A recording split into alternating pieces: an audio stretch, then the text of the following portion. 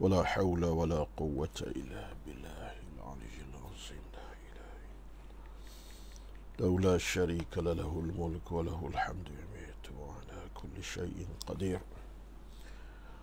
اللهم ربي يا كريم يا رحمن يا رحيم يا منان يا مجيب السائلين. اللهم ربي يسر ولا تعسر ولا حول ولا قوة إلا بالله.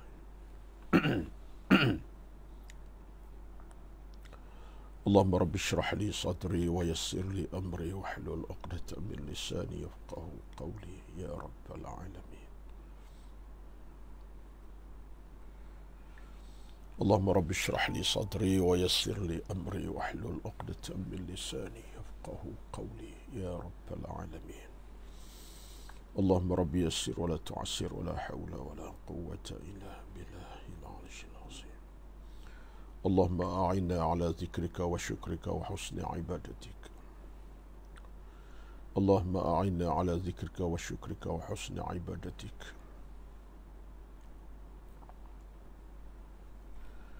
اللهم رب يسر ولا تعسر ولا حول ولا قوة إلا بالله.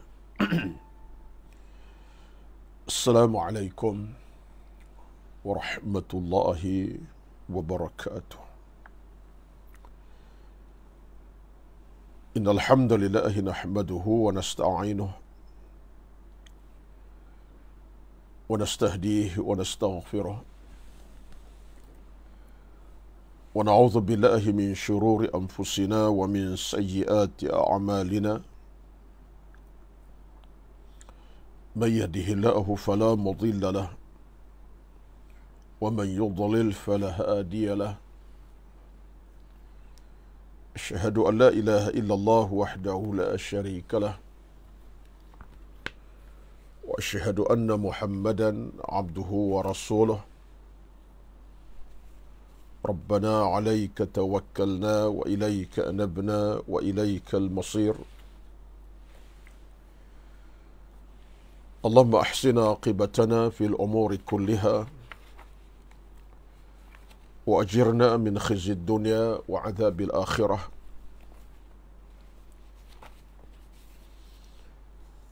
نعوذ بكلمات الله التامات من شر ما خلق. اللهم إنا نسألك علما نافعا ورزقا طيبا وعملا متقبلا. بسم الله الذي لا يضر مع اسمه شيء في الأرض ولا في السماء وهو السميع العليم. اللهم ألهمنا رشدنا وأعذنا من شر أنفسنا.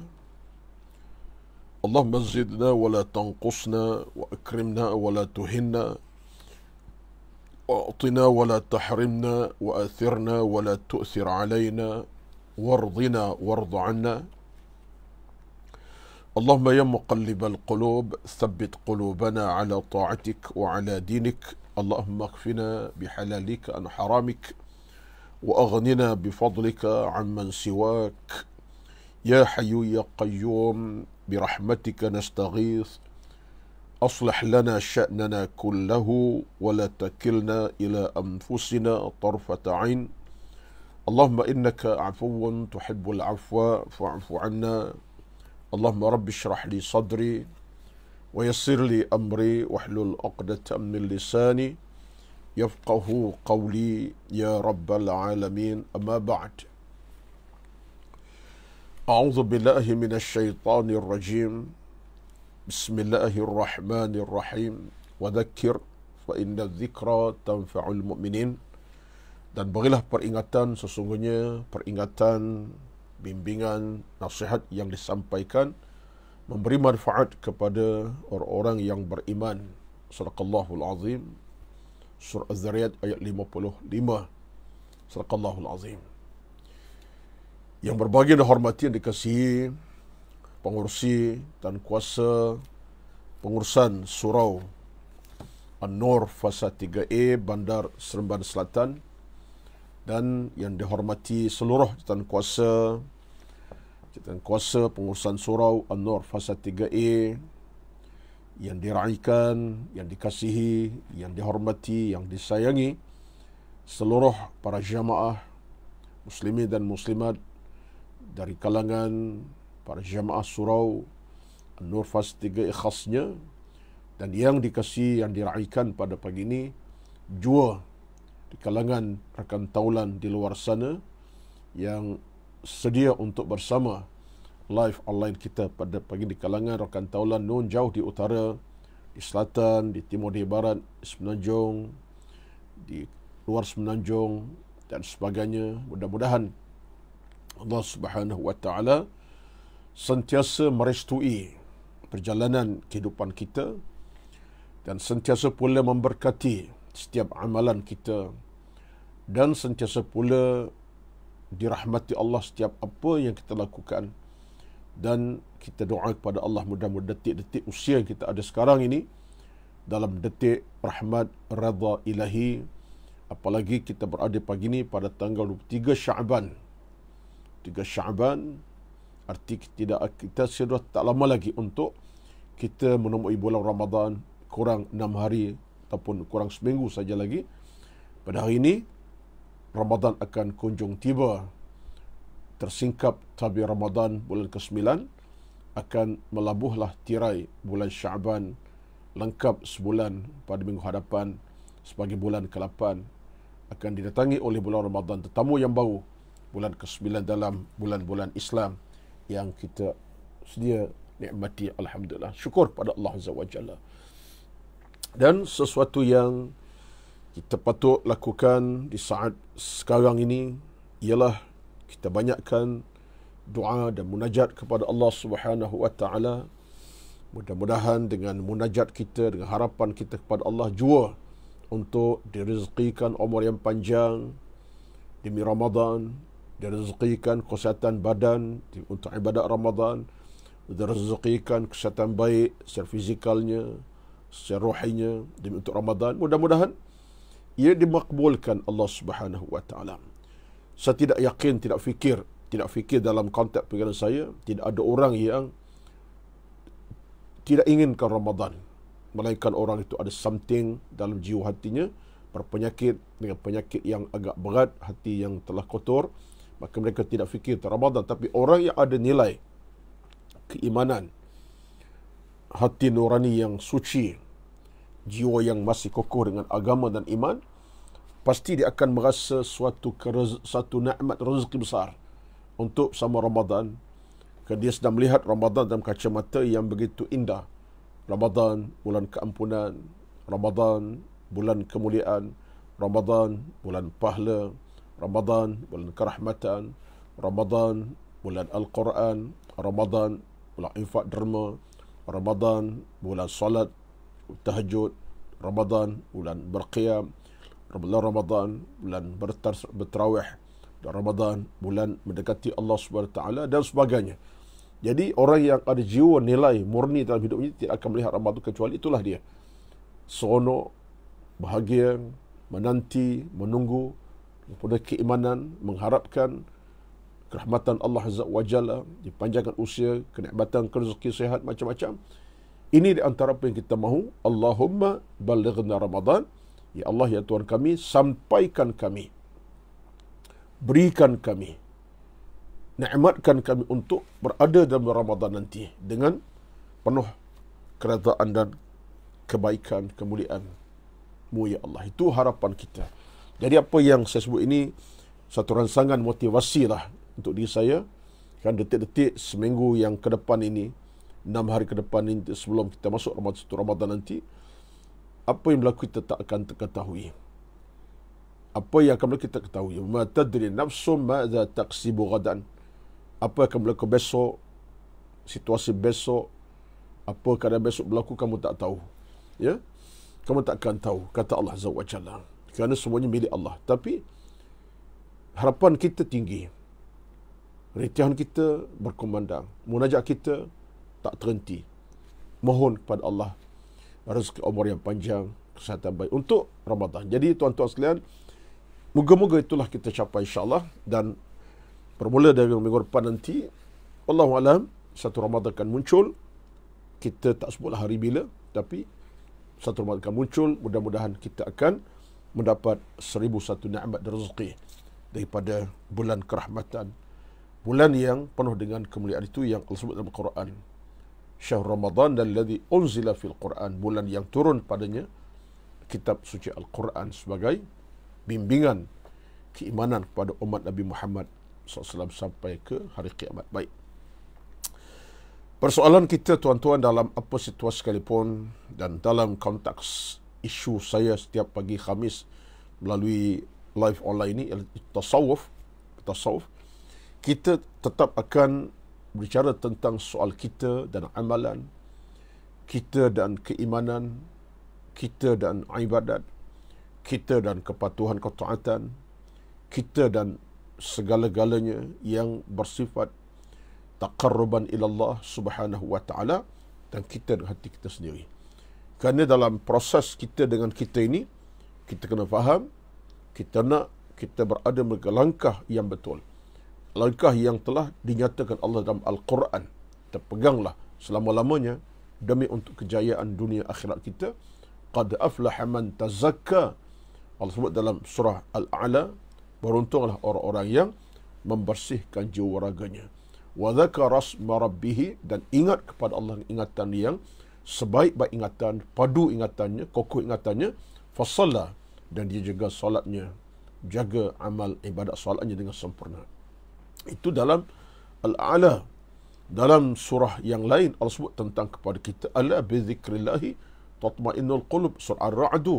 Allah sebut kepada kita, tidakkah kamu ketahui bahawa dengan ingat kepada Allah itu kamu akan tenang, bahagia.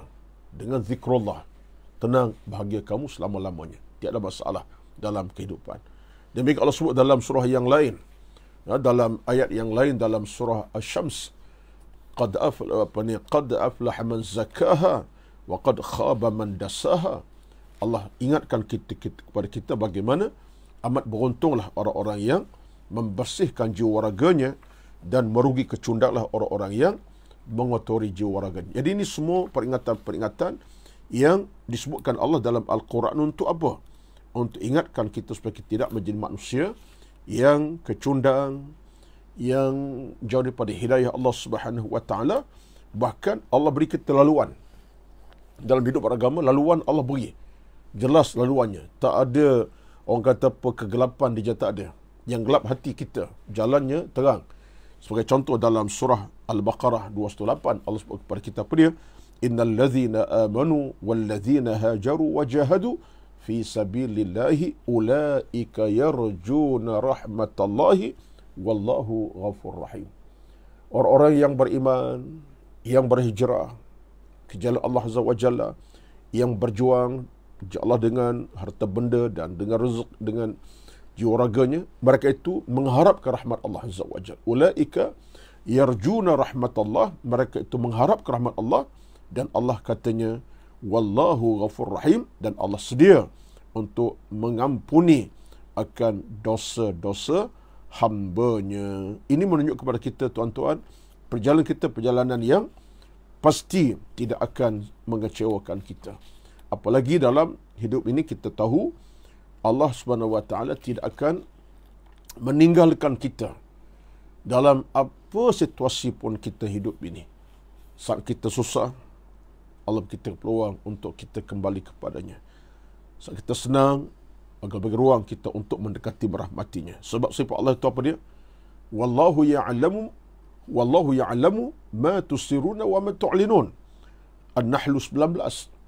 Dan Allah mengetahui apa yang kamu rahsiakan, yang kamu terang-terang lakukan, nyatakan. Allah sentiasa melihat hamba-Nya dengan pandangan cinta sayang kasih, bukan pandangan benci.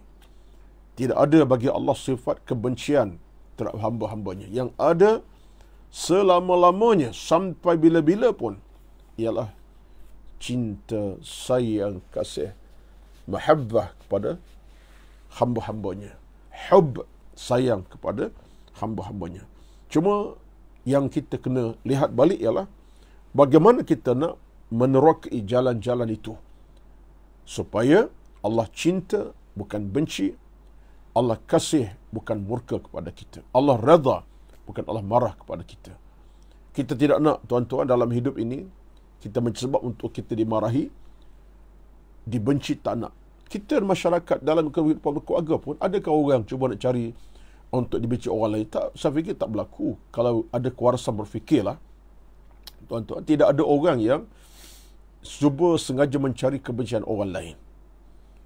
Mencari detik-detik kebencian, kemarahan orang. Tak fikir seorang yang berakal waras, berakhlak mulia, ada hati nurani yang baik, saya tak fikir dia akan cari jalan untuk orang marah kepadanya, orang benci kepadanya.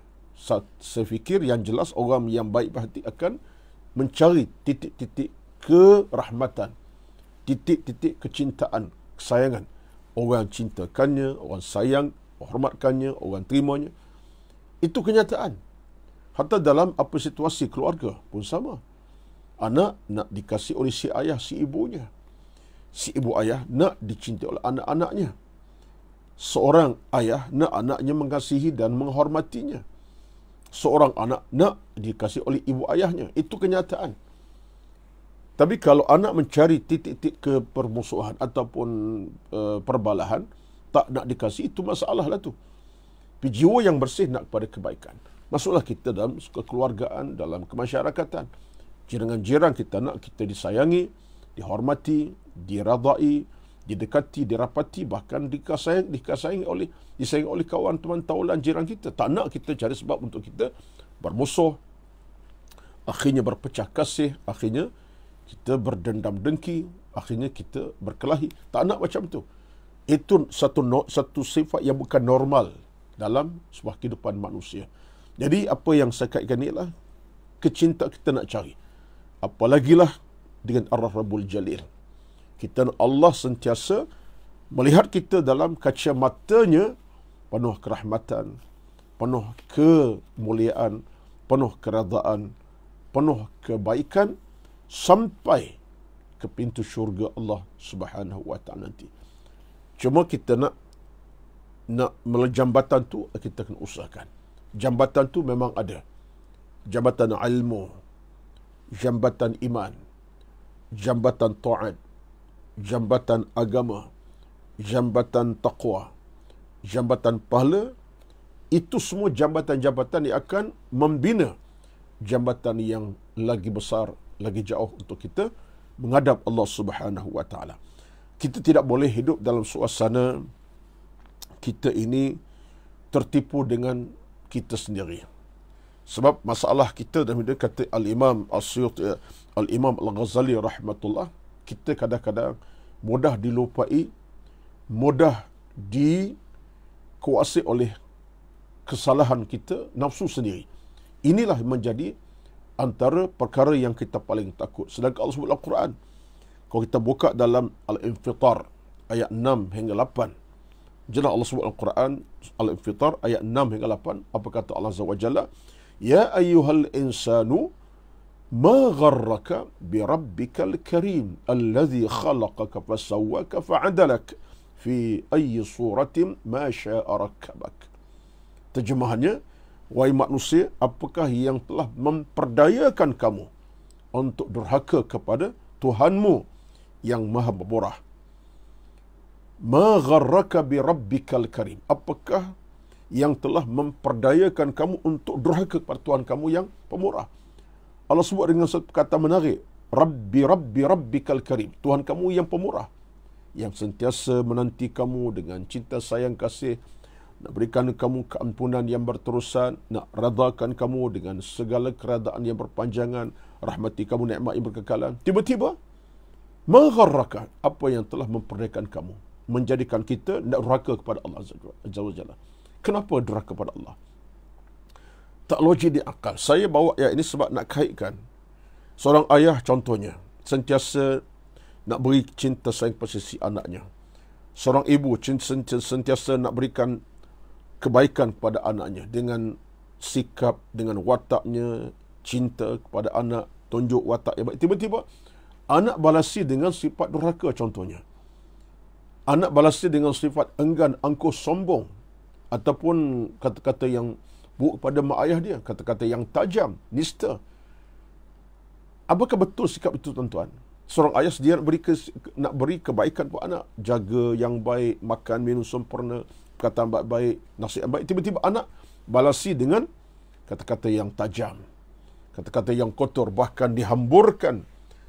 Misal katalah contohnya kata-kata yang menyentuh hati perasaan ibu, kata-kata yang buruk, lucah, ataupun kata-kata yang buruk lah, hamunan, makian. Logik tak logik manusia macam ni? Tak logik lah anak tadi. Sedangkan bapaknya nak beri kebaikan, patut rahmati, taati dan dekati.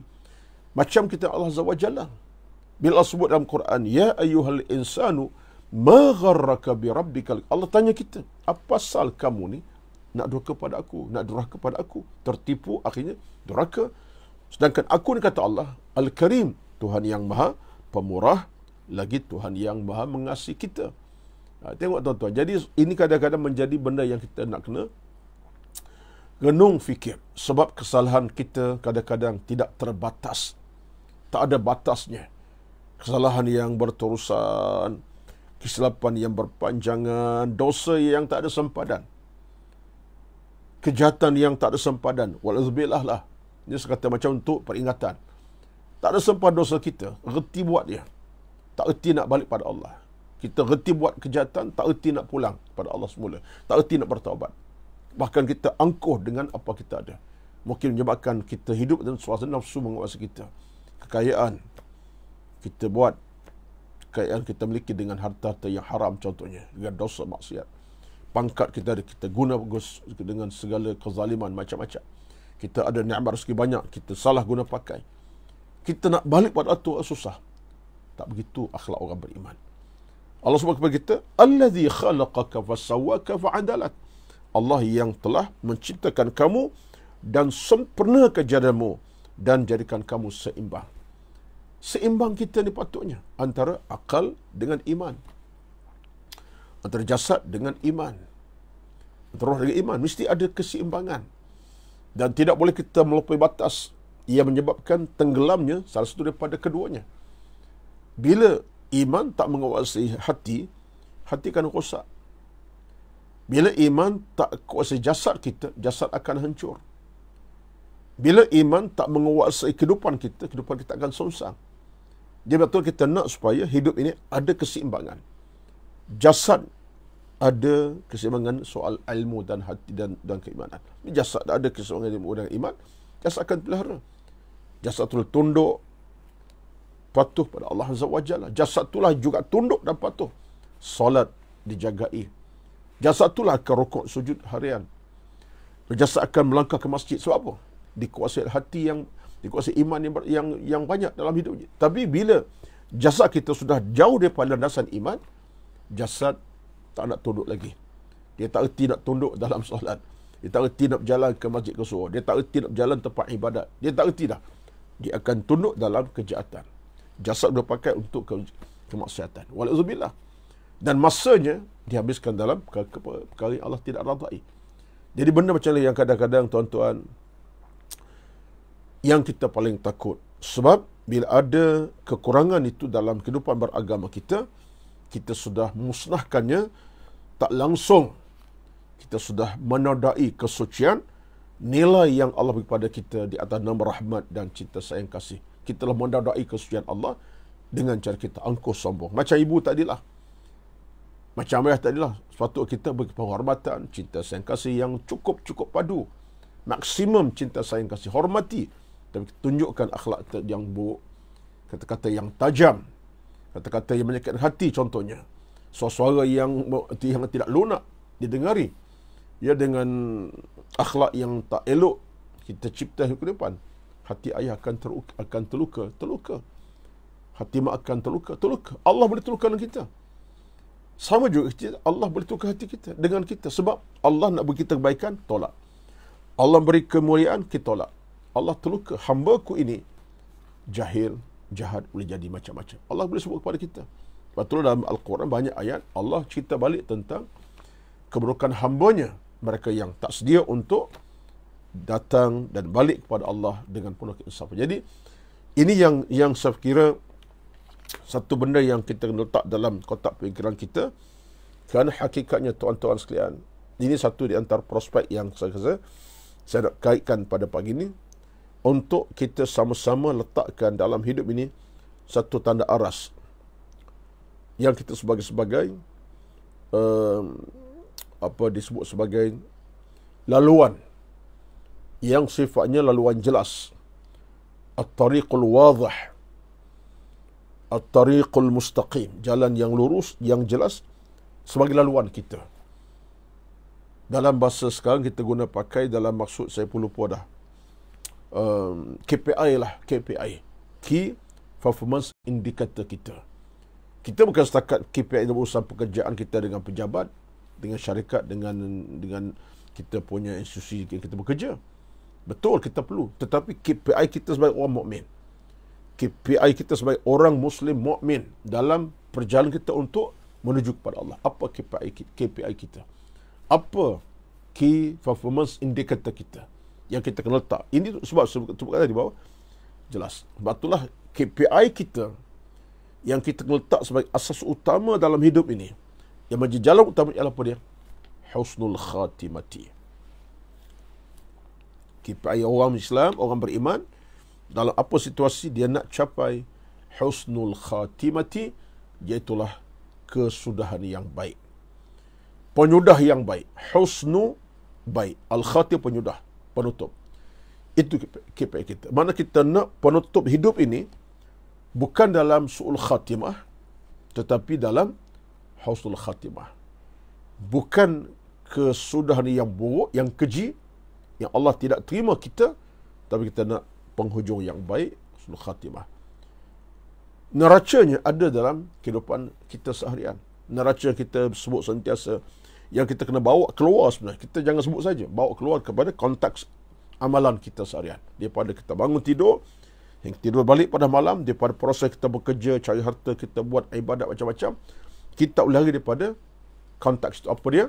Bagaimana yang disebut Allah dalam Al-An'am 162 yang kita baca dalam salat, inna salati wa nusuki, inna salati wa nusuki wa mahyaya wa mati lillahi rabbil alamin. Al-An'am 162. Itu ayat Quran, tuan-tuan. Kita nak baca tu Quran.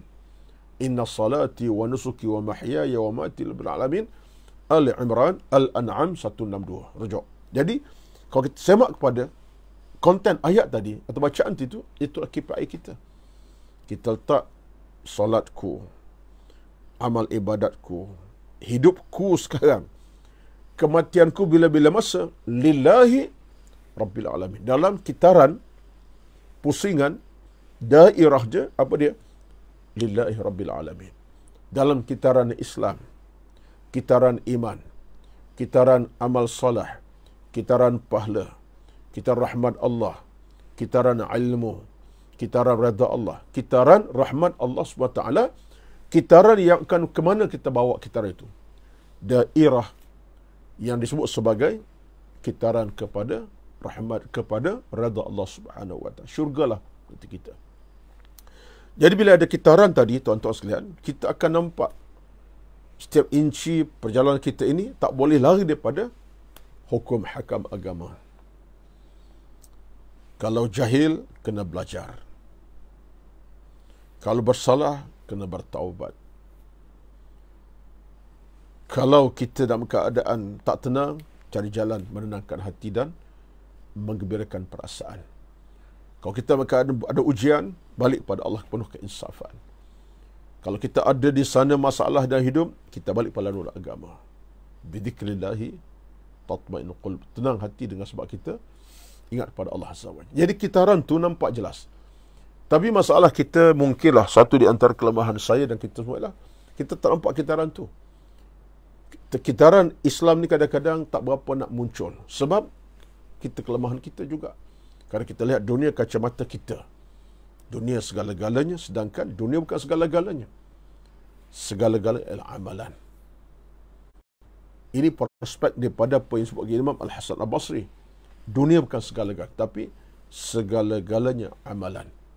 Kerana dunia akan tamat bila tengok masanya sampai, tapi amalan tak akan tamat. Amalan akan berterusan sampai bila-bila. Kerana itu si mati pun, dia mati sekalipun, amalnya tidak akan mati. Si mati bila mati, dia telah meninggal dunia, tapi ingat tuan-tuan, amalan si mati buruk pun tak akan mati, yang jahat tak akan mati. Sebab itulah kebaikan kita cari ini untuk apa dia? Keselamatan sampai kepada mahsyar nanti. Jangan kita main-main. Sebab bila amal kita tak mati, kita dah mati. Amal tak mati. Sebab itulah kebaikan kita nak berpanjangan. Tidakkah itu di antara yang Nabi sabda? Ini saya bawa cerita bagi tuan-tuan benda yang dah kita faham. Sampai saya nak recall balik lah. Ini semangat kita nak sebut Ramadan, kita nak bina kekuatan. Kan Nabi sebut dalam hadis. Kan Nabi sebut hadis yang sahih daripada Imam Ahmad. Ya. Kata Rasulullah, "Idza mata ibnu Adam inqata'a 'amaluhu illa min thalathin." Bila orang tu mati, ada 3 benda tak putus. Semua amalan. Salah satu kata Rasulullah, sadaqatin jariyatin. Amal baiknya. Amalan baik yang dia buat masa hidup tidak akan mati pahalanya. Maknanya dia mati fizikal, tapi amal si mati tadi akan berpanjangan kebaikan. Kalau jahat-jahatlah, dosa-dosa lah, panjang dosa tu tuan-tuan.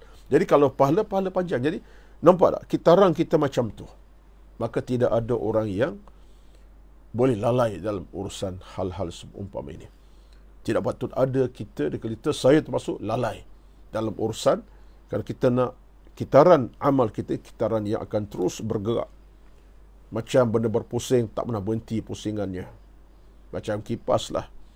Kalau kita tutup, kita tak offkan dia punya switch, dia akan berpusing 24 jam. Besok lusa tulat. Kalau kita offkan dia, berhenti lah. Kecuali yang kipas berpenyakit lah, dia masalah berhenti. Tapi normal kipasnya, kita tak offkan, dia akan bergerak, berpusing. Macam saya sekarang, bilik saya sekarang ada kipas depan saya, kipas stand fan, ya. Saya tekan daripada pukul apa tadi, masih pusing. Lagi saya tutup, dia akan pusing lah. 2 jam, 3 jam, 1 hari. Sama kita juga. Kitaran amal kita akan berjalan. Baik dan buruk, pahala ataupun azab, ataupun murka Allah. Sampai bila? Sampai di pada mahsyar nanti. Jadi orang beriman dia akan pelihara.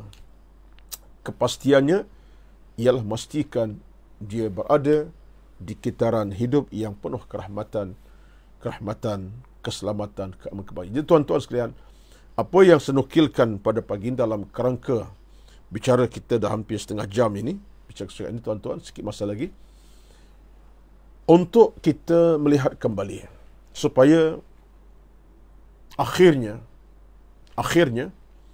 kita akan dapat merasai betapa indahnya hidup beragama ini, kerana kitaran yang diradai oleh Allah Subhanahu wa taala. Al-Imam Ibnu Qayyim Al-Jauziyah ada menyatakan, ringkas kata-katanya seperti daripada maksudnya lah, tak ada sebut bahasa Arabnya. Dia kata, selama mana seorang itu dalam keadaan usahanya untuk beribadat berterusan, maka pasti dia akan mencetak perjalanan yang sejahtera. Dia usaha untuk buat amal kebaikan, kebajikan, pasti dia akan mencetak jalan hidup yang sejahtera. Tengok tuan-tuan. Kata-kata bagi saya kata-kata yang cukup besar nilai harganya. Kerana ini antara motivasi daripada seorang tokoh besar.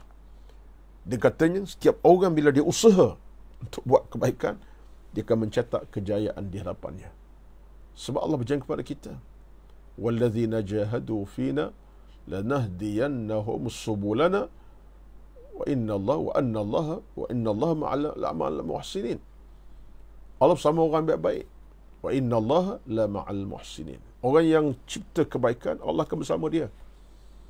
Dah kamu buat kebaikan, mana Allah tinggalkan kamu? Allah akan berikan rezeki, kematapan hati, kendapan jiwa, istiqamah dalam beramal. Allah pelihara orang macam ni. Wa inna allaha la ma'al muhsinin. Al-Ankabut ayat 69. Allah bersama dengan hambanya yang al-muhsinin. Al-muhsin, orang baik-baik. Baik jiwanya, baik hatinya. Orang yang berusaha dengan kebaikan, pahala diraih, dicari. Allah bersama. Jadi kita nak sangat bila tahap Allah bersama kita ini bermakna kita akan dijagai di Allah Subhanahu wa taala. Tuan-tuan, puan-puan semua, hasilnya di penghujung ini, pada pagi penuh barakah ini, tuan-tuan sekalian, isunya adalah kita nak ciptakan perjalanan yang sejahtera, perjalanan yang bahagia, membahagiakan kita, bukan perjalanan yang menyusahkan kita, menyemakkan kita, dan akhirnya perjalanan yang akan merugikan kita tidak sama sekali. Tapi Allah, apa yang kita bicarakan kesempatan pada ini adalah kerangka kita untuk kita ambil peringatan, tazkir an-nafs, tazkir hati kita, al-qalb, kerana kesan daripada hati yang baik, jiwa yang mulia ini akan mendatangkan 1001 kenikmatan yang kita nak sebut secara bahasa mudahnya, tapi perasaan yang saya nak bayangkan sekali penghujung adalah keseronokan dalam kita beribadat kita rasai, sehingga jadikan kita dalam keadaan mudah untuk konsisten, insyaAllah. Itu yang utama, mudah nak konsisten, nak istiqamah dalam amal-amal kita seharian, sekalipun dalam ujian tak sihat, sakit, demam, ujian-ujian yang kita ialah hadapi dalam kehidupan. Sebagai manusia ada ujian, sakit, demam, susah payah, tapi kekuatan iman itu akan menjamin perjalanan kita. Dalam kesakitan ada kekuatan, dalam kepayahan ada keluasan, dalam kesempitan macam mana ada keluasan nanti kita, baik dari sudut beramal, beribadat, kita tasbih, tahmid. Kita tak akan tenggelam dalam arus kesempitan sampai kita sempit segala-galanya. Kita akan tenggelam dalam arus kepayahan sampai kita payah. Tidak. Dalam kesempitan ada keluasan. Manusia tak akan cari jalan keamanan, keimanan. Ini kita nak. Kita nak ialah kita tenggelam. Lemas dalam kehidupan kita sendiri. Lemas dalam kehidupan kita sendiri. Lemas dalam urusan dunia kita. Lemas dalam urusan harta benda. Lemas sungguh. Kita kelemasan. Mati lemaslah kita. Tak sempat kita berpaut kepada dahan kayu yang baik untuk kita naik ke darat semula. Maksudnya kita tak ada jalan pulang. Kita nak Allah selamatkan kita. Maka apa yang kita harapkan ialah dengan kita letak KPI tadi, usul khatimah, KPI kita usul khatimah tadi, maka usul khatimah kita akan Allah perluaskan penghujungnya. Allahumma amin. Amin, tuan-tuan sekalian. Maka marilah sama-sama kita tautkan hati kita dengan keimanan kental. Seminggu lebih kurang 6 hari saja kita akan sambut Ramadan. Sambutlah dengan penuh keinsafan. Perelokkanlah amal kita, perbesarkan ruang ibadat kita, dan perkemaskanlah hati kita dengan segala 1001 kebaikan, dan teruskanlah untuk buat kebaikan. Dan untuk pada pagi ini, demi untuk kelangsungan ilmu dan amal kita kepada kita, saya nak ajak tuan-tuan untuk terus menyumbang, memberi infak dana kepada pihak Surau An-Nur Fasa 3 dengan tabung yang mereka lancarkan, dengan nombor akaun Bank Islam yang mereka lancarkan itu, masuklah ke dalam tabung itu dengan penuh keinsafan. Tak banyak pun sikit, tak sikit pun banyak, alhamdulillah. Moga-moga Allah berkati harta benda kita, Allah berkati amal ibadat kita, Allah berkati usia kita, Allah berkati perjalanan kita, harta dirahmati, umur diberkati, amal diradai, dan hidup kita penuh dengan cahaya-cahaya keimanan yang akan bawa kita ke landasan syurga Allah di padang mahsyar nanti. Teruslah menyumbang. Tengoklah di bawah tu ada nombor tabung ataupun nombor akaun Bank Islam Surau. Itu adalah jalan kita untuk diberkati harta, terutama dalam Ramadan hampir ini. Guna kesempatan, insyaAllah. Amin ya rabbal alamin. Aqul qawli hadha astaghfirullahal azim li wa lakum wa lisairil muslimin wal muslimat fastaghfiruh. أعوذ بالله من الشيطان الرجيم. بسم الله الرحمن الرحيم. الحمد لله رب العالمين. والصلاة والسلام على سيدنا محمد وعلى آله وصحبه أجمعين. اللهم إنا نسألك رضاك والجنة ونعوذ بك من سخطك والنار. اللهم إنك تحب العفو فاعف عنا يا كريم. اللهم اغفر لنا ذنوبنا ولوالدينا وارحمهما كما ربونا صغارا. ربنا آتنا في الدنيا حسنة وفي الآخرة حسنة وقنا عذاب النار. صلى الله عليه Muhammad walhamdulillahi rabbil alamin. Kepada semua saya ucapkan selamat menyambut Ramadan al-Mubarak. Ahlan wa salam bi Ramadan al-Mubarak. Kullu am wa antum bikhair. Allahumma ballighna Ramadan. Wassalamualaikum warahmatullahi wabarakatuh. Selamat bertemu kembali dalam kuliah yang lain, insyaAllah. Assalamualaikum warahmatullahi wabarakatuh.